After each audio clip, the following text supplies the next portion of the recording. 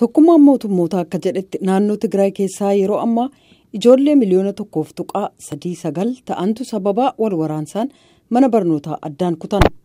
Gaazexeessonni naannoo Tigraay seenuu dhorkamanii ennaa jiran kanatti naannoo Hollaa naannoo Amaaraa keessaa erga hanga baatii muddeetii irra hedduun naannoo sanaa humnootii TPLF'n qabamanii turanii booda amma manni barnootaa deebisanii banamanii jiru. Haa ta'u malee ammayyuu walitti bu'iinsi sun isaan hordofaa jira.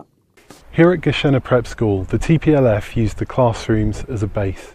Mana barnootaa qophaa'ina Gaashenaa TPLF akka maadheetti itti gargaarame. Kan amma qotamee ba'e awwaalcha jamaa reeffaan guutame. Jechoota gosoota Amaaraaf muummicha ministeeraa arrabsan ededa daree barnootaa irratti barreessan. TPLF himannaa akkasii haaluudhaan qorannaan walabaa akka geggeessamu gaafateera. Barattoota keessaa tokko ka ta'e Ayitan Muunee erga humnoonni TPLF gamas gadhiisanii booda mana barnootaatti deebi'uu isaa dubbata. When I returned, there were blood stains, broken desks, broken computers here and there. The TPLF had used the school as a hospital, which is why there was so much blood. Innaan deebi'u mallattoo dhiigaa barcuma caccabaa kompiitaroota caccaboota argama ture. TPLF manneen barnootaa akka hospitaalaatti itti fayyadaman. Kanaaf dhiigni hedduun kan argamuuf.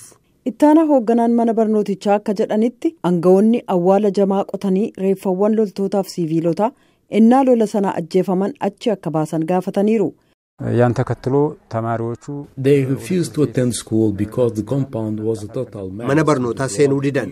Sababiin isaa kellaa sana keessa dhiigni bakka hundatti waan argamuuf. Deebisnee isaan fiduuf hawaasa waliin hojjennee jirra.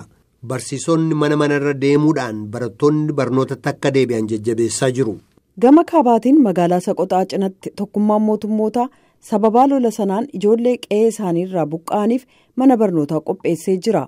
Garuu hedduun isaanii lola sana waan arganiif jecha jeeqamaniiru. Barattuu Birtukaan Gabraat jedhamtu akkas jetti. My brother died in an explosion while he was playing with his friend. Obboleessi koo utuma hiriyoota isaa waliin taphataa jiru dho'iinsa dhaqqabeen lubbuun isaa darbe. Waan hamtuu hedduu argeera. Namoonni erga harkiif miilirraa citee booda ajjeefaman illee argeen jira jette. Daayirektara dhaabbata tokkummaa mootummootaa bu'aaf hin hojjenne kan deeggarsa maallaqaa Education Cannot Wait jedhu Yaasmiin Shariif akka jedhanitti ijoolleen kanneen akka Burtukaaniif Ayitan miidhaarra ga'e akka dandammatan gargaaraa jedhan. You see family members, parents, siblings. Seensonni maatiiwwan obboloonni durbaa humnaan innaa gudeedaman ajjeefaman miidhaan irra ga'e umrii kee ijoollummaatti haleellaa kana mara innaa argitu yookaan hokkara akkasii keessatti innaa danqaman miidhaan irra ga'u mala. Kanaaf tajaajilli qoor-qalbii qaama barnootaa baay'ee barbaachisuuf lubbuu oolchuu ta'uun kan irra jiraatuuf jedhan. Sababaa waraanaatiin namoonni qe'ee ofiirraa buqqa'anii fi wabii nyaataaf dhiyeessiin bishaanii barbaachisaa yoo ta'u biyya deebisanii ijaaruun akka milkaa'u akkasumas walitti bu'iinsatti dabalaa ittisuun yoo barbaachise barnoonni barbaachisaadha jedhan. Ijoollee miliyoona 1.39 ta'an kanneen Tigraay keessaa kanneen waggaa 3ffaaf mana barnootaa hin seeniin jiran daafoonsaa jireenya isaanii hafe mara isaan hordofuuf jira.